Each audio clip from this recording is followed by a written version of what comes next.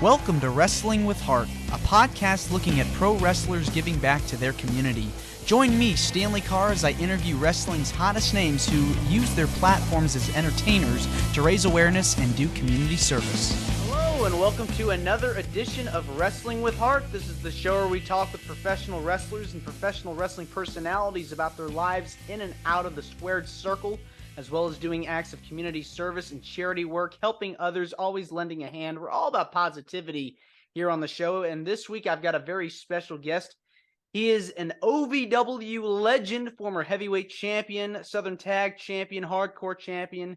He's currently working for SICW, and we've got a lot to talk about today. He's got a wonderful story. I'm very pleased to welcome the one and only Flash Flanagan. Welcome, Flash, to Wrestling with Heart. How you doing? I'm doing fine. How are you doing? Thank you for coming on. Not too bad. Yeah, we've had some hiccups there along the way to get on here, but we're here now finally. Yeah, awesome. So let's get into it. Now, you're from Indianapolis, right? Yeah. All right. Okay. Tell me about your upbringing. I grew up outside of Indianapolis in a small town. It's in Martinsville, Indiana, and I'd always wanted to be a pro wrestler. And a buddy of mine I went to school with was telling me, hey, there was a wrestling ring set up over here at this one building. And it was just a rundown, abandoned building. There was nothing going on there, but a guy had a ring in there and he was training people. And I just kept riding my bike over there. I'd drive over there and keep going constantly. And then I thought maybe I could break into this place and tear this ring down and steal it.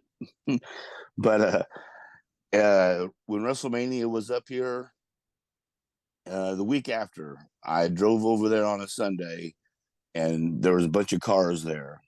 And I went inside, and that's when I got introduced to the business while I was still in high school and started training and went from there.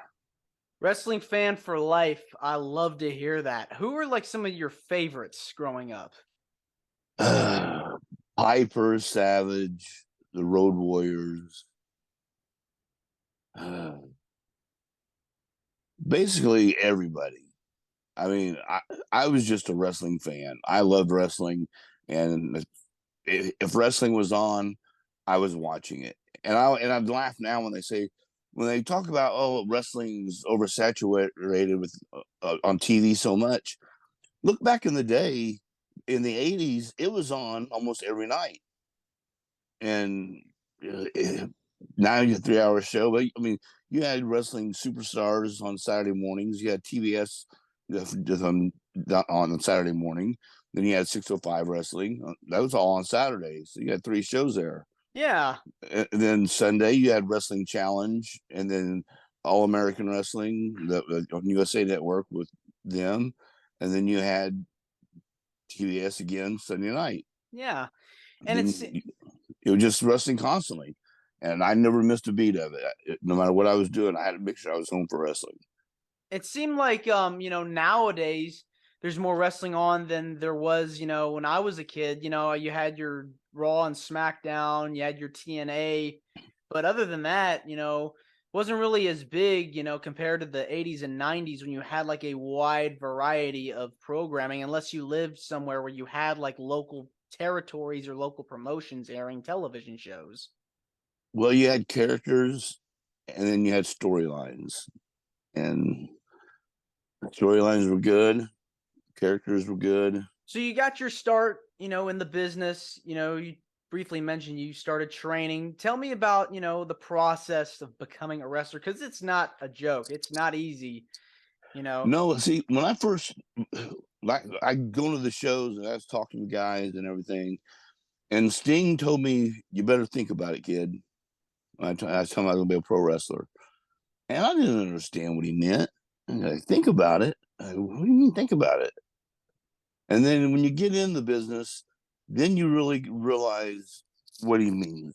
It's like the journey getting there is funner than the destination, because you hang out with your friends, you're on the road, you're having a ball, you're doing this and this and this.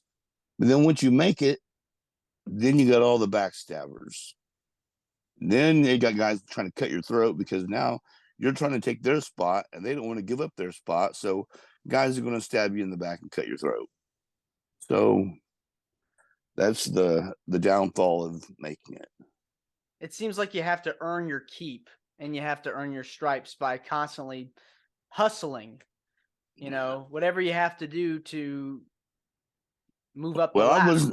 I'm not the kind of guy who's going to cut your throat. My whole thing was I'm going to go out there and tear the house down. And my thing was to push everyone else. Hey, come on, let's go out there. And when someone would come back and like they were all complimenting, oh, this match was great. I'm like, all right, I got to step it up now because I'm going to go out there and try to top that one.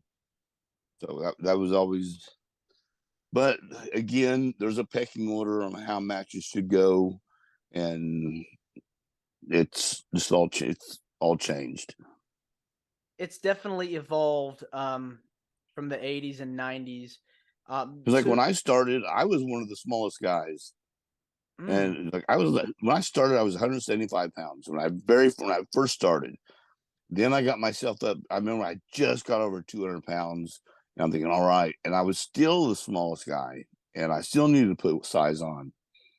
And I worked with Rip Rogers was working with us, and he was getting us ready. He was teaching us about TV and all that, and he was going to take us to WCW.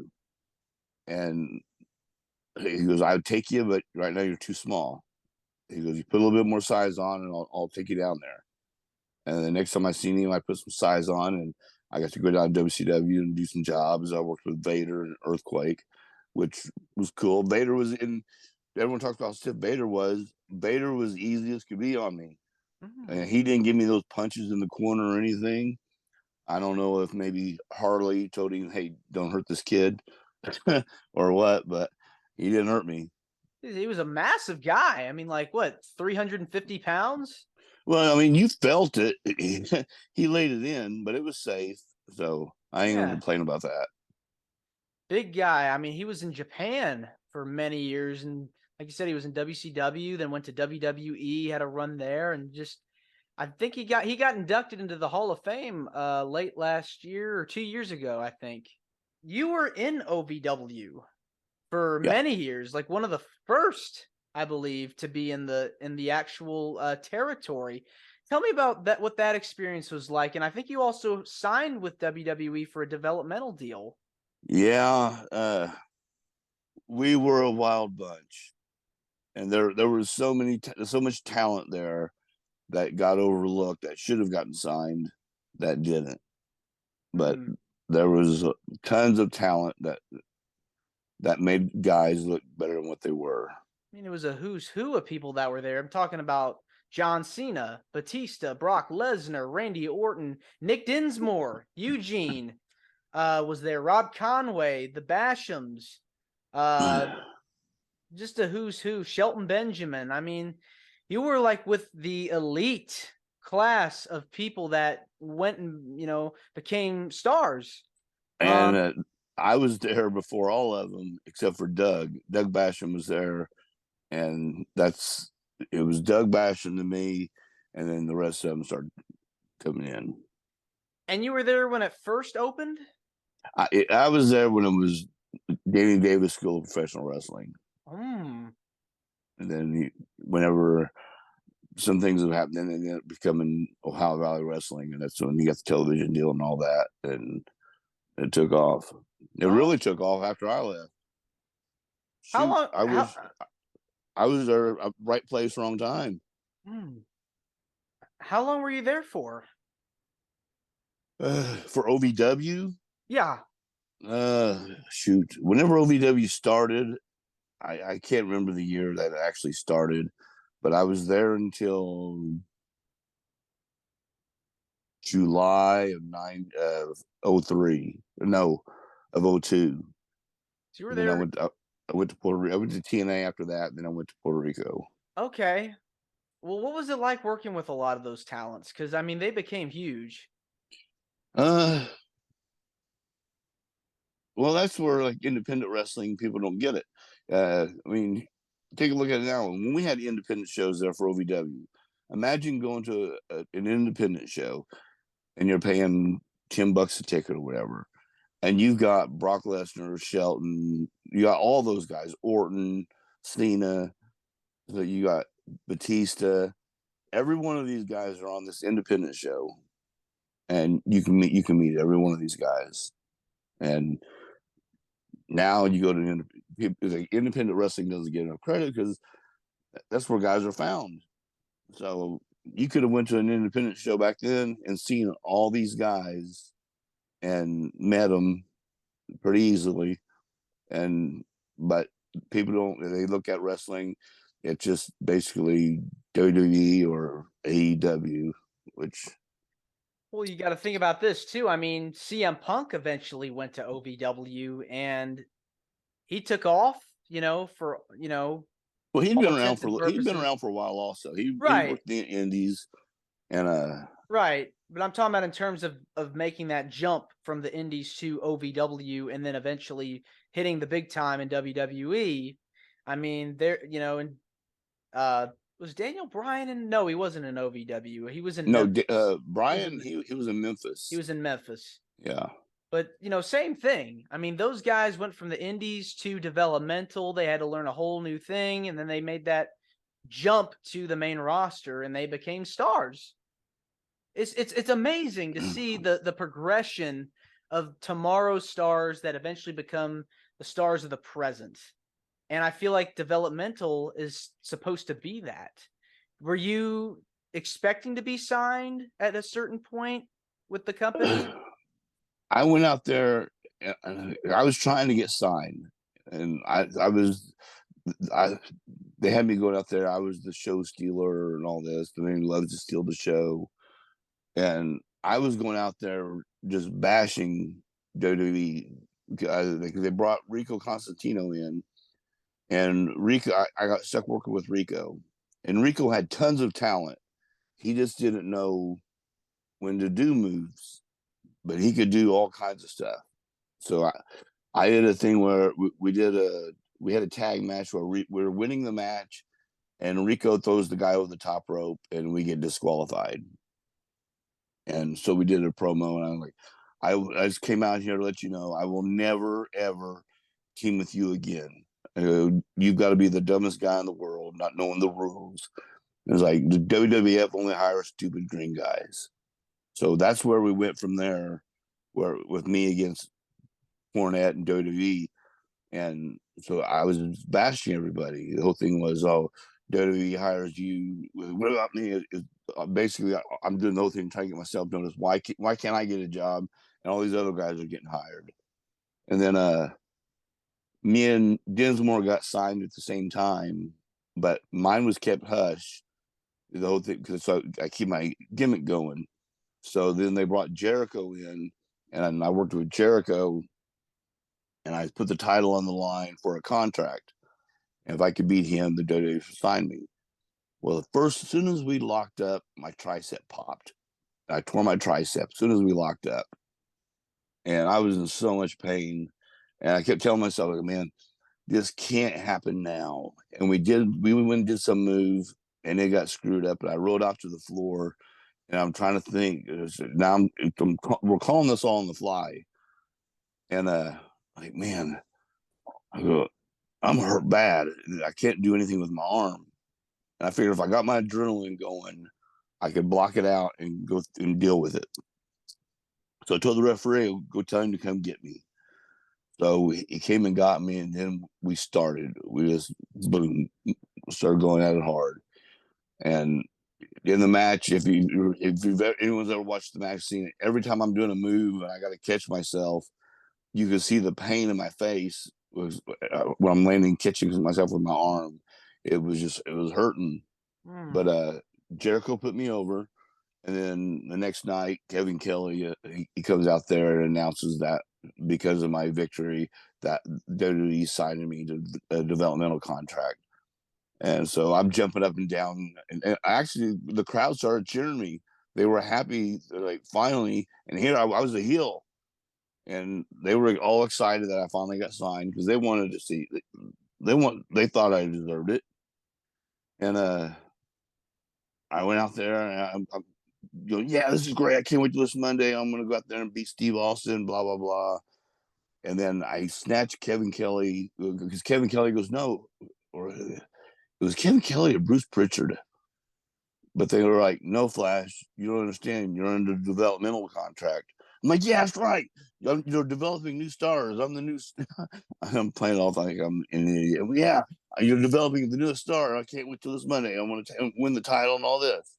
It was no developmental means you're signed, but we're keeping you down here in the developmental territory until we think you're ready. I'm like, what? And I snatched him by the jacket, and when I snatched him, it hurt so bad. And so we did an angle where Doug Basham came out, swung the chair, and he hit my arm. But instead of like I had my arm to my side where I gave him my arm, he hit me right in the side of the head, got my ear. Ooh. I thought he ripped my ear off. Jeez. And so then because they were just going to announce that I lost the title someplace, some unknown town. But I go, no, I'll go out there. I'll drop the title. And so we went out there, and I dropped the title. Then I would have surgery. And my first match back, I was on the road with a WWE. We did a show in Evansville, a house show, and me and BJ Payne worked with Randy Orton and Mark Henry. And then went back to OVW, did that until July. I got the phone call that I was being released. Oh man, that sucks. Because it seemed like you were on a roll. Never fails. Story of my life. Nah, sometimes you just got to pick yourself back up and keep going again. So TNA, I guess, called you right after that, right? Yeah. And then I went to TNA, and my name, and they're going to call me Cobain. All I was told, dye my hair black. And I was part of the disciples of the new church. And so I get there, and they go, what kind of gear do you got? I got my black tights and this and this. And he goes, what would Kurt Cobain wear? I'm like, I don't know. And so they'll go get some jeans and a t-shirt and dirty it up and stuff. Because the whole thing was I was suicidal. They gimmicked my wrist, like I'd sliced my wrist and all this. It was like I did things to try to kill myself, and it was pretty dumb. But I went and got some jeans, and a t-shirt, and I went to the ring, and the crowd started chanting Nashville Brawler. And once I heard that, I came back to back. I seen Jeff Jarrett. I go, that's not going to work. I'm dead already. And then I changed it up a little bit different, but the damage is already done. And so I showed up the following week, wasn't booked. Following week, wasn't booked. And like the following week, it wasn't booked. And I was like, man, I can't keep coming down here and not being booked and not make no money. I go, screw this. So Cornette called Dutch, I think. And then Bushwhacker Luke called me up. They're bringing me into Puerto Rico.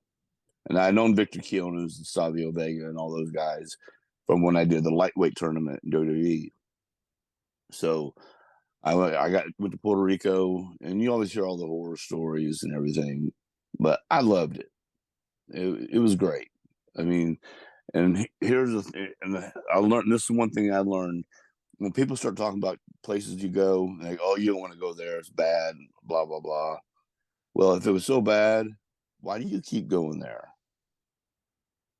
So, and then like, okay, people will tell you it's so bad you don't want to go there, so they don't. So someone else isn't trying to get booked there. That people are worried about losing their job. Like, oh, they'll bring so and so in, and I can't come back down there. Someone else has got a good job. So everyone tells everyone, oh, it's so bad. It's a horrible place to be. You don't want to be there. But I loved it, and I had a blast. Yeah, it seemed like, you found yourself. You're able to have a sustainable career on Puerto Rico. Well, working almost every night, working 4 nights a week, and summertime, sometimes 5. So you had a couple of days off to regroup. And we had, it was another wild time. lot of things we can't talk about, but Yeah, yeah, we definitely had a blast. definitely. As we're taping this, I know the WWE just ran Backlash over in Puerto Rico. They brought in Savio Vega for a match last night, a couple of cameos. So that's pretty cool to Oh, see him really? around. Yeah, yeah. Good. Bad Bunny, the musician, he was wrestling. They had him Savio Vega give him like a Singapore cane to whack Damian Priest, his opponent, with. That was kind of cool. Also, Carlito, Carlos Colon, his son Carlito, Yeah.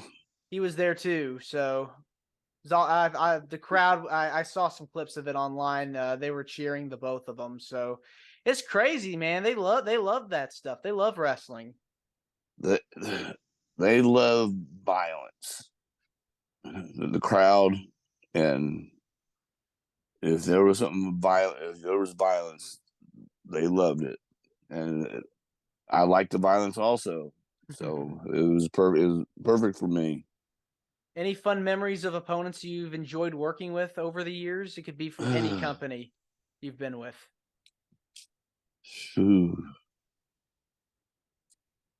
I always had good matches with Bison Smith in Puerto Rico. We always clicked. These are the Puerto Rico guys. But Bison was from California, but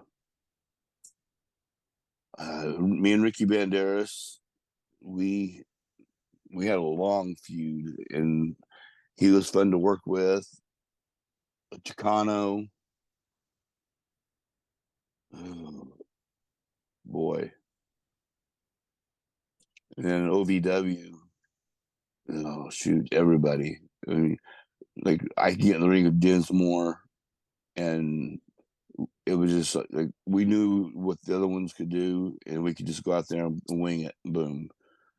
Uh, Doug Basham. I always clicked with Doug. When me and Doug were a tag team a long time ago, we could tag, and as soon as we tagged, it was like we knew what the other one was thinking when it came to double team moves. Mm-hmm.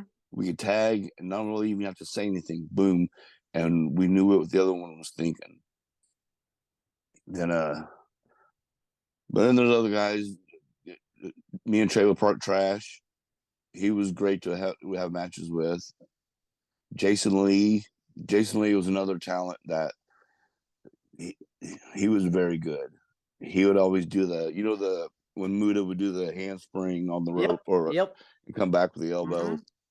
Well, Jason could do that, but he would do it where he'd mess it up or he'd hit the ropes, and he'd always do it for my amusement. I was hey, go do the springboard handstand, and he'd go and he'd screw it up. He's like, oh, I don't want to do that. It hurts my neck. But next thing you know, he's in the ring and he does it just to give you the laugh. That's funny.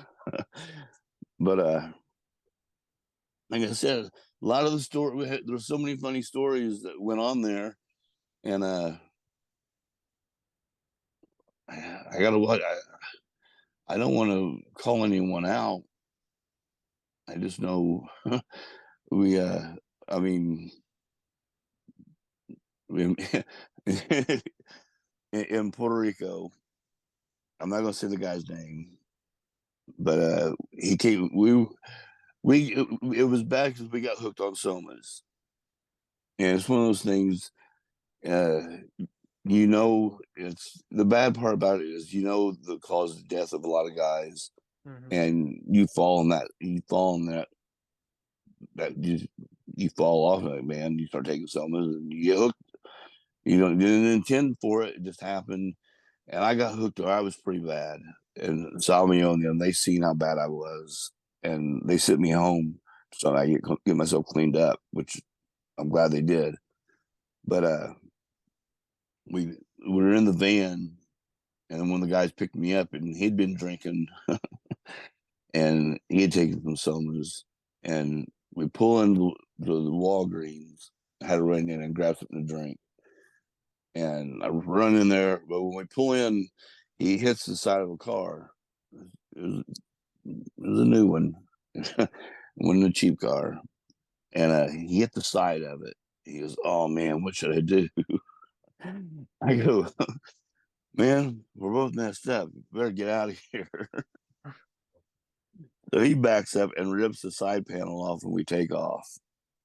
Well, lo and behold, they had us on the monitor on the surveillance cameras, so they had the license plate number, but the van is in Victor Keown's name. So they showed up at Victor's house and arrested him. But we got out of it. I don't know what happened, but we we got out of it. And I'm sure Victor wasn't happy about that because I never heard anything about it. It But because I wouldn't drive it, they got the other guy, and Victor never said anything. But Victor always said I had a job as long as I wanted one. So he was good to me. I can't ever say anything bad about Victor. Then there was a flood going on. We had a monsoon hit, and the roads were flooded. And we're going to Culebra, a little small island outside of Puerto Rico. We had to catch a ferry boat, but it was pouring down rain. And the guy I'm following, we see all this water in the road, and he decides to turn. And when he turns, he goes right down into a ditch, and the water covers the hood of his car. And I'm like, I'm not going that way. And then I watched this little bitty like Fiat drives right across the water. And I'm like, well, shoot, I can make that. That little car can go through there. So started driving the van through it. And when I drive through it, all of a sudden, and it dies right in the middle. And like, oh man. So we open the door up. We open the doors up, water just rushes into the van. I'm like, oh man. So we all got out. We pushed the van up onto the hill, and it was out of the water. And like, man, I just ruined this vehicle. And they took it in, and the electronic stuff, it was all messed up, and so we ruined that vehicle. Oh no. And then we got another van, and it got wrecked. So you guys were stuck for a long time. Well, there are other people coming along, so we got the call, and they ended up coming and getting us. So we made to the boat, but the van had to stay there. But yeah, that's crazy. Wow. It's the things outside of wrestling that people don't see that. No. We've done some pretty dumb things. Well, as long as you learn from them, right? Then I got to tell this because I want to tell this about Abyss, because Abyss got me good. He was asleep. We were at the beach, and he was asleep. And I took a beer bottle and I stuck it in his butt crack. and people are walking around laughing. But he got me back, and because I had my camera, and they took a picture. He pulled his pants down, and he's got his butt in my face, and they took a picture of it. I didn't know about it, and so when I got my pictures developed, I get the picture, and I see it, and I'm like, all right, you got me. But those are things we would do. We try to entertain ourselves. Yeah, it's what you call ribbing. Yeah, some of them were pretty good. I mean, yeah. some of them. Oh yeah. But yeah. So you're now working for SICW with Herb Simmons. Tell me about what it's like to work over there. It was great. This is how that all got started. I was doing a show in Evansville, and Ricky Morton brought Buck Robley with him. And Buck seen me, and he was drunk. He didn't watch any of the matches. Ricky just put me over to him, and he called Larry Madison. And Larry calls me up and says, "Hey, Buck, I talked to Buck Robley, and he said you might be a pretty good talent to bring in." And he told me about how far of a drive it was. It was only about 4 hours. So, like, all right. And so we talked and everything, and he brought me in. And I always tell people, you're going to use me for a while. Bring me in as a heel. You bring me in as a heel, they will hate me so much that they'll end up liking me, and they'll want to see me do the deeds of the heels. And sure enough, they came in there, was a heel, and they hated me. Uh, I knew the crowd was starting to like me whenever the Cubs won the World Series, and I went out to the ring with the W flag and wearing my Cubs jersey and all that.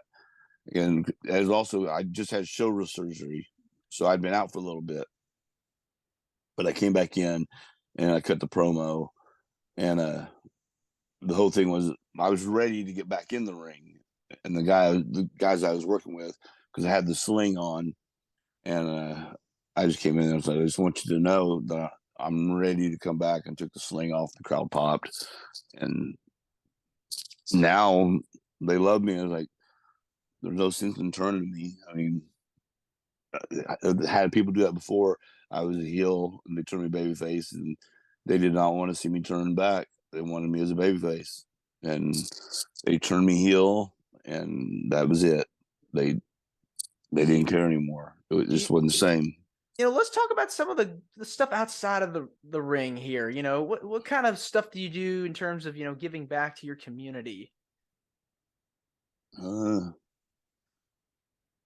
well, I mean, I've done charity shows, and help out fire departments and all that, but I'm like a hermit, man.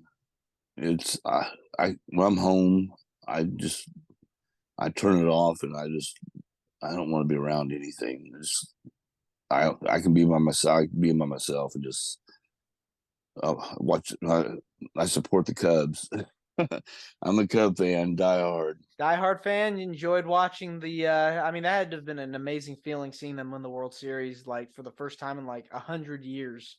And I thought they were going to blow it, and it was when I got choked up when they won it. It was like it was just one of those things. Like, man, all these years they finally did it. Yeah. Great. So you've worked a bunch of charity shows. Tell me about some of those. Like, what were they sponsoring? What were they supporting? uh, Shoot.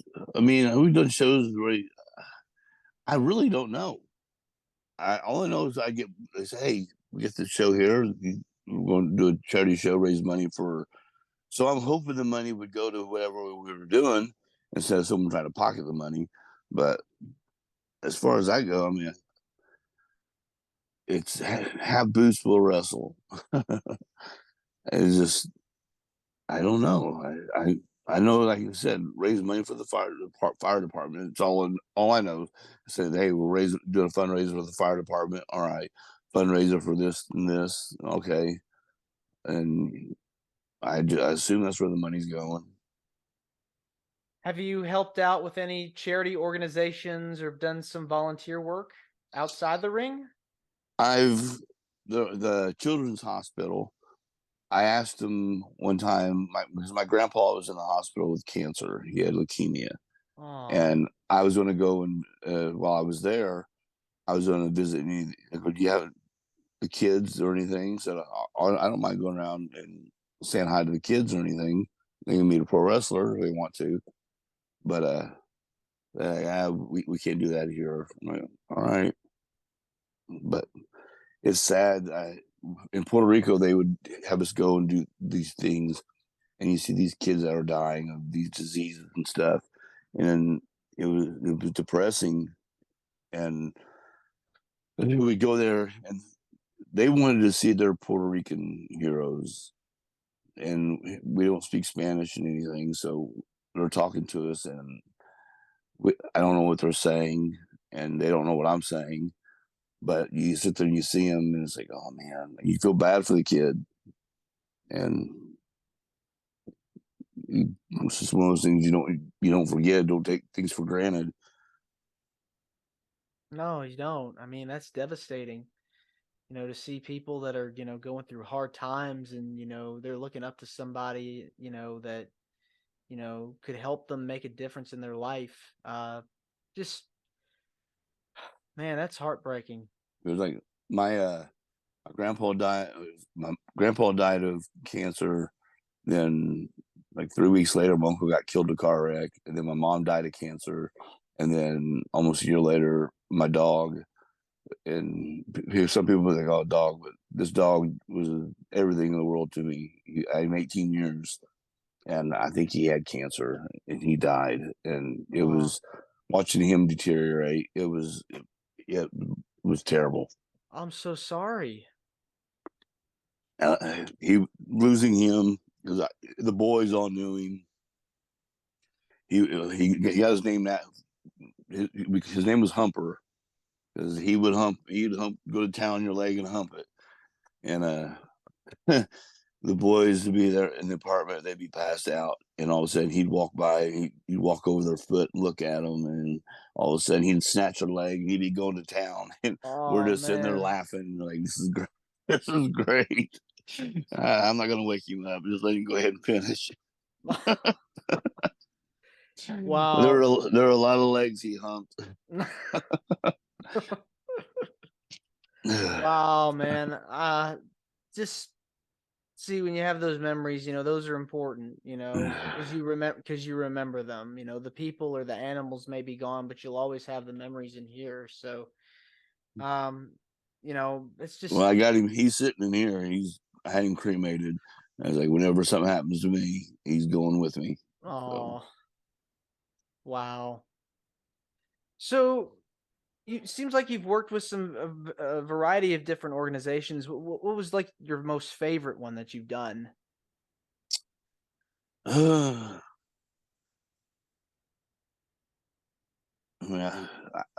I love Puerto Rico. It's like they all have a special place. It's like Smoky Mountain Wrestling was great. It was like, these are all the guys I grew up watching, and they were also helpful and helping me out.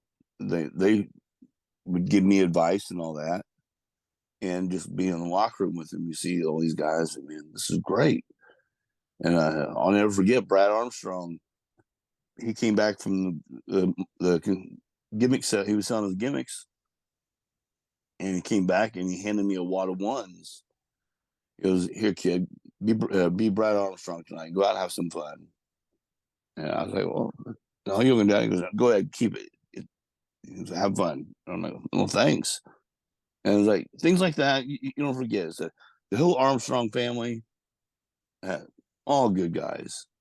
And it's a shame Brad's gone, and the same Bull Bob. I worked with all of them.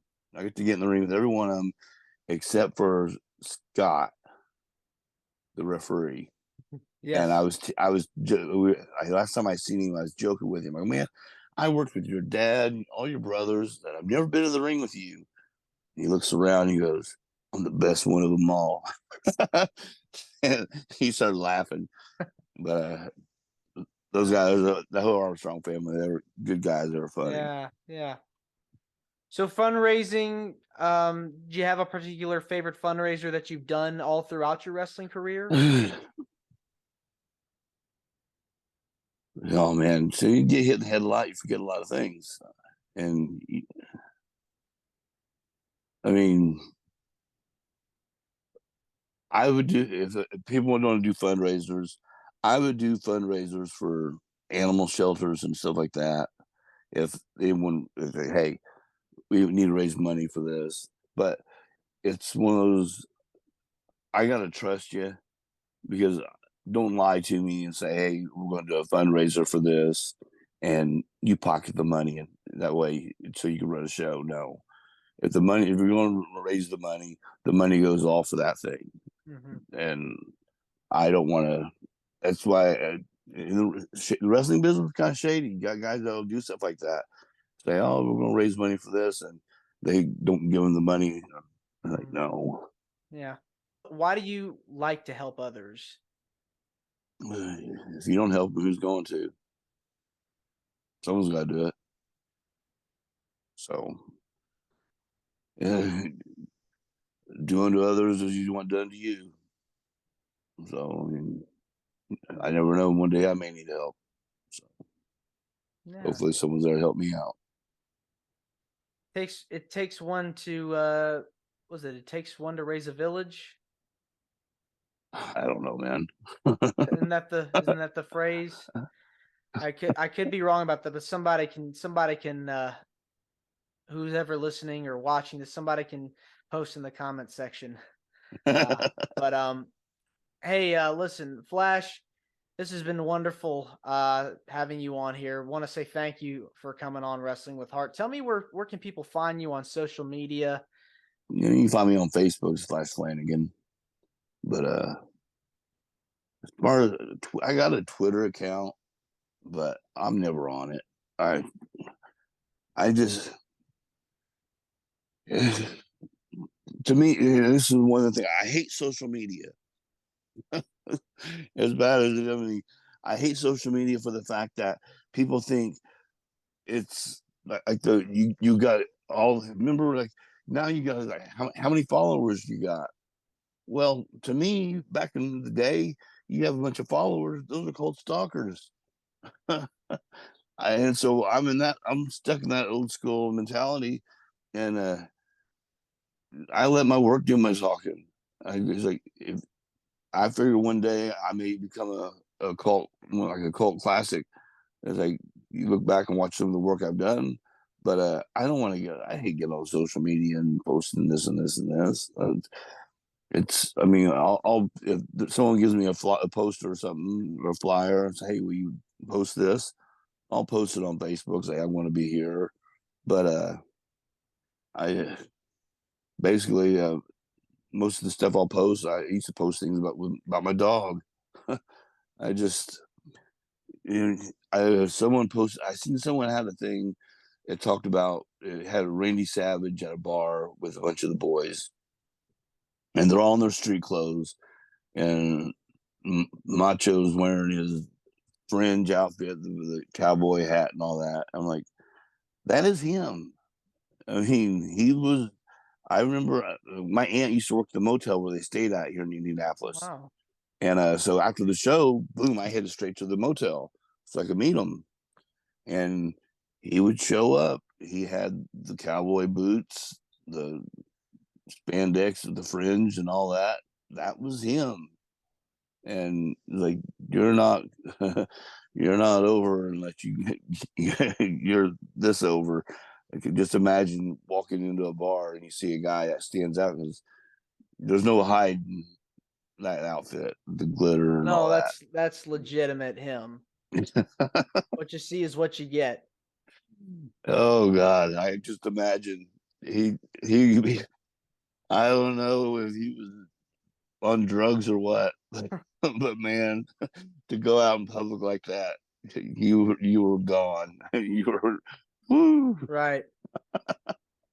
Well, Flash, thanks again for coming on. It means a lot to me, and you're more than welcome to come on anytime. Hey, I'm sorry it took so long.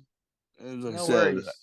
I got to be whenever anyone wants me to do these podcasts. I always tell them, man, you got to let me know earlier that day or something just to remind me because Sure. I forget. I just my too many chair shots. Everybody's got something. No, but it's like, and I have a ton of stories that I hate. I don't want to talk bad about someone. I don't want to talk bad about people. No. But I have plenty of stories of things the guy's done. But then again, I don't want to stooge them off. I don't want to ruin any home lives or anything like that. So I just keep that between the boys. Yeah. All right. Thank you so much. And no problem, man. Thanks for having me. This is Wrestling with Heart. I hope you found this podcast to be informative and entertaining. If you did, please hit the subscribe button and look out for the next edition.